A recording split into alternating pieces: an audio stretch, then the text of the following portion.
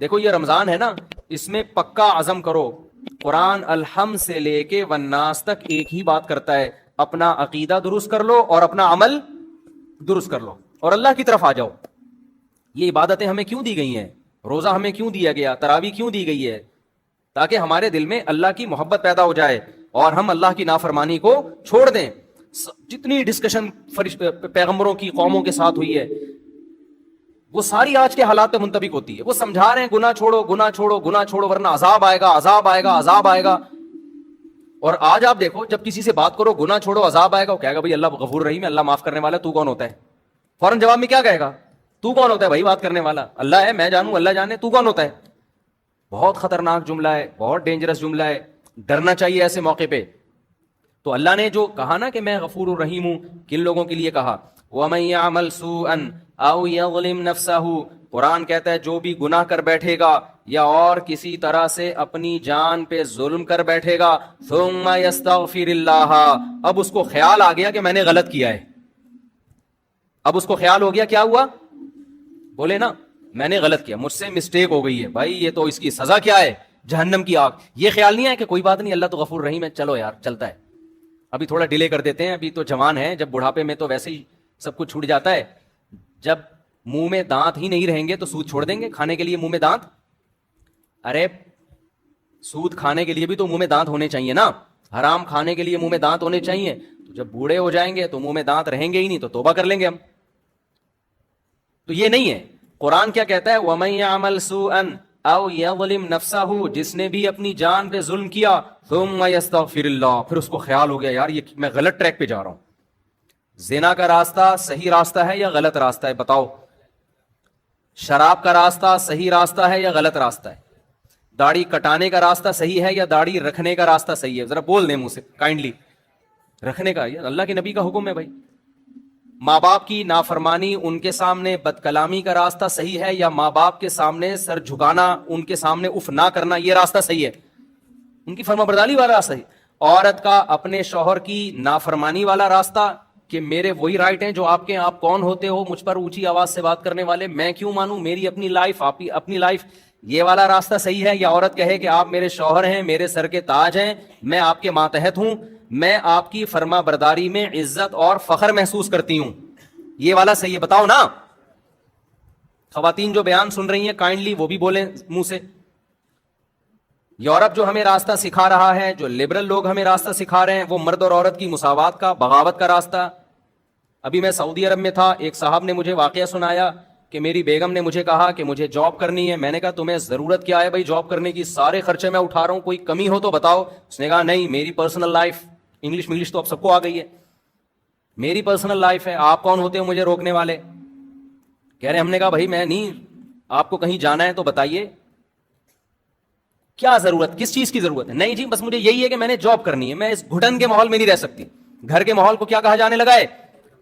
گھٹن کا ماحول۔ گھٹن گھر میں نہیں ہوتی، جیل میں ہوتی ہے، گھر جیل نہیں ہے۔ دیکھو قرآن میں اللہ نے عورت جو پاک دامن عورتیں ہیں ان کے لیے محصنات کا لفظ استعمال کیا، مقیدات کا لفظ استعمال نہیں کیا۔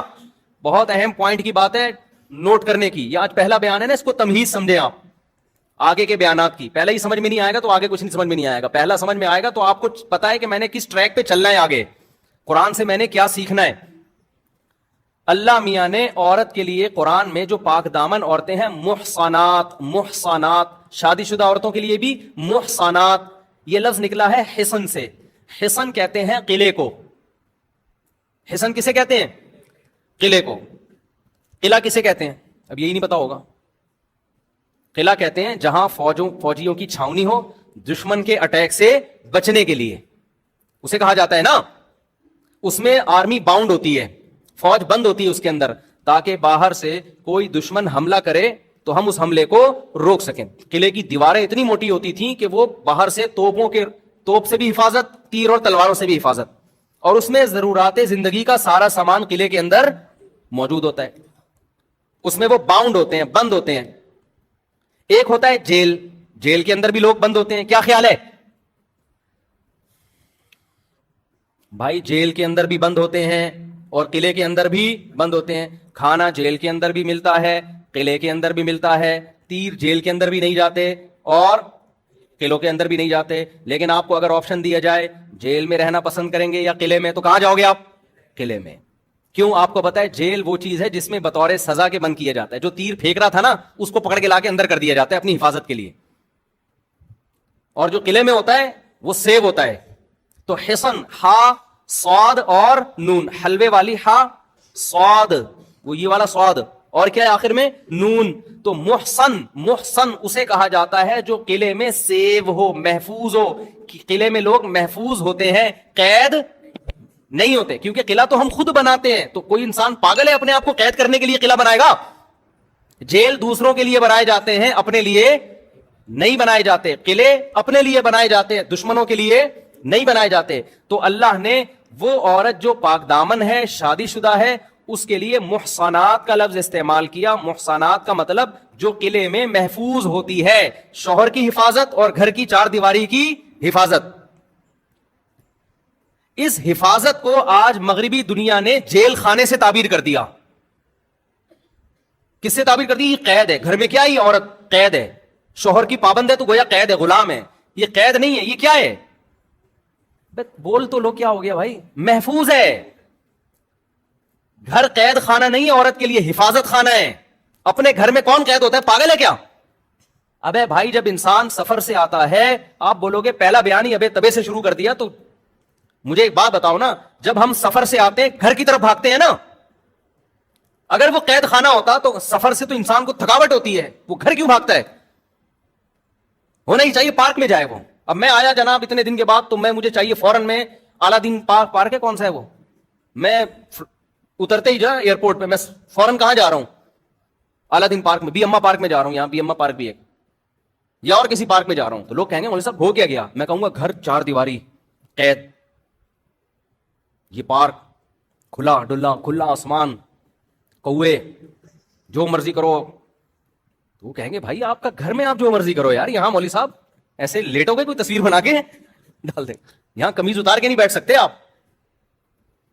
گھر جتنا محفوظ ہے مرد کے لیے بھی اور عورت کے لیے بھی, اتنی کوئی جگہ محفوظ نہیں ہے. تو اسلام نے عورت کو جو گھر کی چار دیواری میں بند کیا ہے, تو یہ بند کرنا اس کو قید میں ڈالنے کے لیے نہیں, بلکہ اس کو حفاظت خانہ دینے کے لیے, تاکہ وہ کیا ہو جائے؟ محفوظ. اور شوہر کی اطاعت اور فرما برداری پہ اس لیے لگا دیا کہ مرد طاقتور ہے, جب عورت میاں کی فرما برداری کرے گی تو میاں پھر اس کے لیے جان دینے کے لیے بھی تیار ہوگا, اس کی حفاظت کرے گا, وہ پھر اس کے تمام ضرورتیں پوری کرے گا, اس کی اولاد کی کفالت کرے گا, اس کی عزت بھی محفوظ,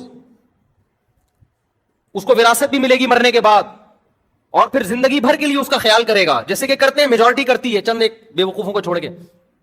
تو میں جلدی سے بات کو کمپلیٹ کرتا ہوں. جو رمضان میں ہم نے سیکھنا ہے میں وہ باتیں بتا رہا ہوں, میرے پورے بیان اسی پر ہوں گے, پھر نہیں بولنا مولوی صاحب کو ہو کیا گیا ہے.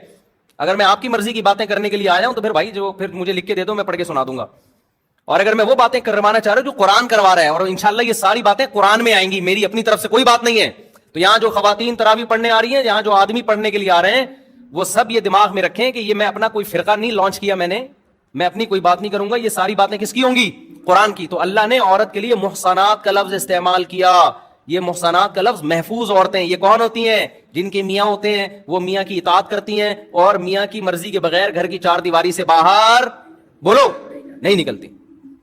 تو وہ میں بتا رہا تھا, انہوں نے کہا میری بیگم نے کہا جاب کرنی ہے, ایکچولی جاب یہ وہ میں قید نہیں دے سکتی. انہوں نے کہا پھر مجبور ہو گئے. پھر جاب کے بعد کیا ہوتا ہے, پھر وہ گھر ٹوٹتے ہیں. پھر جب شوہر دیکھتے ہیں میری کوئی بات ہی نہیں مان رہی, تو پھر خرچہ کرنا شروع. تم جاب کر رہی ہو تم خود کھاؤ. کہتی ہیں ٹھیک ہے میں انڈیپینڈنٹ, مجھے اتنی تنخواہ مل رہی ہے, مجھے کیا ضرورت ہے. پھر جب کیا ہوا تو پھر بچے باپ سے محروم ہو جاتے ہیں, بچے ڈیوائڈ ہو جاتے ہیں. بالآخر پھر وہی نتیجہ نکلتا ہے. جوانی میں ایسی خواتین لائف کو انجوائے کرتی ہیں, اور جہاں جوانی ڈھلکنا شروع ہوئی انجوائمنٹ گئی.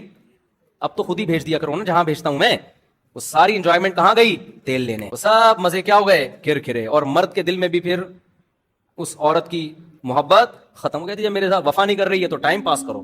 وہ بھی ٹیشو پیپر کی طرح. مرد کے بڑے مزے ہو جاتے ہیں, میں بتا دوں. خواتین سمجھتی ہیں میاں کو چھوڑ کے جائیں گی تو میاں ٹینشن میں آئے گا. وہ غیرت مند لوگ تھوڑے دن کے لیے ٹینشن میں آتے ہیں, پھر وہ بھی غیرت بن جاتے ہیں. کہتے ہیں یار جب سوسائٹی یہی چل رہی ہے پھر انجوائے کرو نا, پھر ٹینشن لینے کی ضرورت کیا ہے. تو مرد کی انجوائمنٹ تو بہت زیادہ بڑھ جائے گی. وہ تو کوئی باؤنڈ ہی نہیں ہوگا نا, حقوق کا پابند ہی نہیں ہوگا, وہ تو لائف کو انجوائے کرے گا. تو پھر نتیجہ کیا نکلے گا کہ بڑھاپے میں مزے کون اڑائے گا؟ کتوں کے مزے ہوں گے بڑھاپے میں. حقیقت بتا رہا ہوں آپ کو. بڑھاپے میں آپ کیونکہ بچے بھی پھر نہیں ہوتے طلاقوں کے بعد, بچے ایک آدھ ہوئے, وہ بڑے ہو گئے, وہ بھی مارکیٹ سے شارٹ, وہ پھر وہ اپنا انجوائے کر رہے ہیں. وہ اپنی اماں کو کہے گی بیٹی کہ اماں جب تو میرے ابا کی پابند نہیں ہے تو میں تیری پابند کس خوشی میں بھی لائف کو کیا کروں گی. یار تم لوگ پتہ نہیں کیا ہو گیا آج تم لوگوں کو, تو بول دو منہ سے نا.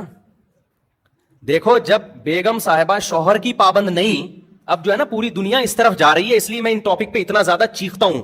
لوگ کہتے ہیں اتنا کیوں چیخ رہے ہو اس ٹاپک پر, پوری دنیا جا ادھر کو رہی ہے, نماز چلتی رہے گی, زکاتیں بھی نکلتی رہیں گی, رمضان کے روزے بھی چلیں گے, لیکن ہمارا فیملی سسٹم کیا ہو جائے گا, برباد, تباہی. عرب بھی اسی طرف جا رہے ہیں, اب عجم بھی اسی طرف جا رہے ہیں, اس کو روکنا ہے, ہم نے بند باندھنا ہے اس کے آگے. اس کے میں سائڈ افیکٹ بتا رہا ہوں آپ کو. تو پھر کیا ہوگا, اما نے جب ابا کو چھوڑا, بچوں کے ابا کو, تو پھر بیٹیاں کیا کہیں گی, اما جب آپ ہمارے ابا کی نہیں ہو تو ہم بھی کس کے نہیں ہیں, آپ کے نہیں ہو. تو پھر بڑا چھوٹا تھوڑی ہوتا ہے کوئی, پھر تو انڈیپینڈنٹ ہے نا. تو میں جا رہی ہوں, اپنی گرل فرینڈ میرا آیا ہوا ہے گاڑی لے کے, اما ٹاٹا. ماں کہے گی بیٹا مجھ سے پوچھ تو صحیح. وہ کہے گی اما آپ نے ابا سے پوچھا تھا, نہیں یاری بات سمجھ میں, بولو نا. اگر یہ وفا کر لیتی نا اپنے میاں کے ساتھ, آج اس کے دفاع میں کون کھڑا ہوتا, باپ کھڑا ہوتا. مرد ویسے بھی پاورفل ہے, وہ کھڑا ہوتا, وہ نہیں جانے دیتا. خیر بہرحال وہ پھر وہ جائے گی, پھر آگے اس کا بھی یہی حشر ہوگا. تو بڑھاپے میں پھر کوئی کسی کا نہیں ہوگا, کیونکہ جب آپ جوانی میں وفا کرتے ہیں تو بڑھاپے میں وفا ملتی ہے. جوانی میں بے وفائی تو بڑھاپے میں بھی کیا, بے وفائی. پھر بڑھاپے میں جب 40-45 سال بڑھاپا, یہ نہیں کہ 80 سال والا بڑھاپا, تھوڑے دن ہوتے ہیں جوانی کے ڈھلکنے کے, اس کے بعد نہ وہ طاقت رہتی ہے جاب کرنے کی. پھر وہ کمپنیاں بھی کہتی ہیں اب یہ کھانستا زیادہ ہے, کام کم کرتا ہے, ٹھیک ہے نا, یہ کھانسی اس کو زیادہ آ رہی ہے, کام کیا ہو رہا ہے, کم ہو رہا ہے. تو وہ بینیفٹس بھی آہستہ آہستہ کم. اس کے بعد آپ کے پاس پیسہ بہرحال, وہ بھی چند لوگوں کے پاس, سب کے پاس تو پیسہ بھی نہیں ہوتا, باقی تو روڈوں پہ رول رہے ہوتے ہیں, لیکن چند کروڑ پتی ہوتے ہیں. پھر وہ کہتے ہیں اتنا پیسہ آ گیا, بچے تو ہیں ہی نہیں, داماد بھی نہیں ہے, پوتے بھی نہیں ہیں, نواسے بھی نہیں ہیں, یہ تراویاں چل رہی ہیں ہماری, کچھ بھی نہیں ہے, اب ہم کریں گے کیا کریں گے. تو پھر مزے کس کے ہوتے ہیں آخر عمر میں, کتوں کے. پھر وہ خاندانی سا کتا خریدتے ہیں, وہ کہتے ہیں بچوں نے تو وفا نہیں کی, بیوی میری بھی وفا نہیں کی, عورت کہتی ہے شوہر نے وفا نہیں کی. وفادار ایک ہی مخلوق ہے جس کو وفا سکھانی نہیں پڑتی, اور اٹ از کالڈ کتا. وہ قدرت نے اس میں وفا کے سافٹ ویئر انسٹال کر دیے, کیونکہ انہوں نے تو وفا کی نہیں. کتے کو دیکھتے ہیں کہ یار بچے کو کھانا کھلایا تھا ہم نے بچپن میں, اسکول کی فیسیں بھری تھی, اس کی گرل فرینڈ ملی, ٹاٹا کر کے چلا گیا. بیٹی کو ہم نے کھلا پلا کے جوان کیا, خوب پڑھایا لکھایا, محبتیں دی, بچپن میں پارکوں میں لے کے گئے, جھولوں میں گھمایا, پیمپر کا خرچہ, اس تعلیم کا خرچہ, بچی کی شادی کی ٹینشن, برین ہیمریج سے ابا مر گئے یا مرتے مرتے بچ گئے, یہ بڑی ٹینشنیں اٹھائیں. لیکن جناب آج تو وہی یہ ٹاٹا کر کے نکل جاتی ہے, صحیح ہے نا.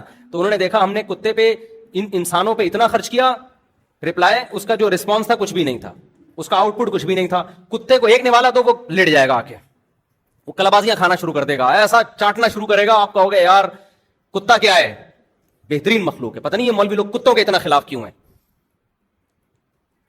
لہذا مزے کس کے ہوں گے آخر عمر میں, کتوں کے مزے ہوں گے. ان کو کھلایا جائے گا. ایک بڈھے نے بھی کتا پالا ہوا ہوگا, ایک بڑھیا نے بھی کیا پالا ہوا ہوگا, کتا. پھر وہ کتا بیٹھ کے باتیں بھی کرے گا ان سے, دم بھی ہلائے گا, پھر وہ اس کو لے کے گلیوں میں گھومیں گے بھی. آپ کو پتا ہے کتے کو لے کے گھومنا آسان نہیں ہے. میں نے بہت لوگ دیکھے جو کتوں کو لے کے گھوم رہے ہوتے ہیں, وہ کہہ تو رہے ہوتے ہیں کتے کو ہم لے کے گھوم رہے ہیں, لیکن اصل میں کتا ان کو لے کے گھوم رہا ہوتا ہے. کیونکہ جب آپ گائے بکری ہے نا, یہ پل جاتے ہیں, یہ آرام جہاں جہاں بولو گے جائیں گے. کتے میں یہ ہوتا ہے کہ جب آپ اس کی رسی پکڑتے ہو نا, وہ کبھی ادھر جا رہا ہے کبھی ادھر, ایسے کھینچ رہے ہوتے ہیں, ٹینشن. بہت سے لوگ میں نے دیکھے ہیں یورپ میں بھی اور ایسے ماڈرن لوگوں میں نا, کہ کتوں کو واکنگ پہ لے کے نکلتے ہیں. میں کہتا ہوں یار یہ تو کتا تمہیں لے کے نکلا ہوا ہے, وہ کتا قابو میں نہیں آتا ہے. آپ تمیز سے واکنگ نہیں کر سکتے ہو, حقیقت بتا رہا ہوں, جا کے دیکھ لو. کبھی ادھر جا رہا ہے کبھی ادھر جا رہا ہے, کبھی ادھر پکڑ کے کھینچ رہے ہیں, کبھی ادھر سے پکڑ کے کھینچ رہے ہیں. ٹینشن تو ساری تمہاری, یہ کیسی واکنگ ہو رہی ہے یار.